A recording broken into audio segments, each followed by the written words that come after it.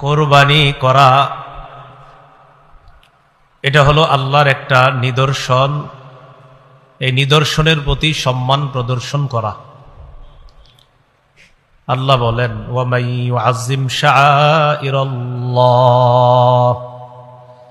যে ব্যক্তি আল্লাহর নিদর্শনাবলীকে সম্মান করে, ফাইন্নাহা মিন তাকওয়াল কুলুব, এই নিদর্শনাবলীকে যারা সম্মান করে, এই সম্মান এটা কলবের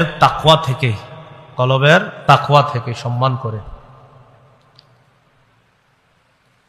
দ্বিতীয় বিষয়, আমরা কোরবানি করি আল্লাহর নৈকট্য লাভ করার জন্য।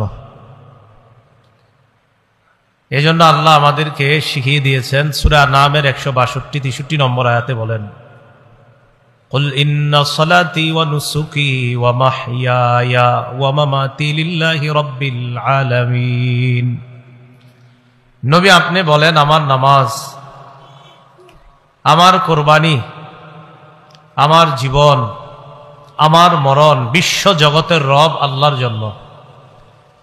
লা শারীকা লাহু ওয়া বিযালিকা উমিরতু ওয়া আনা আউয়ালুল মুসলিমিন।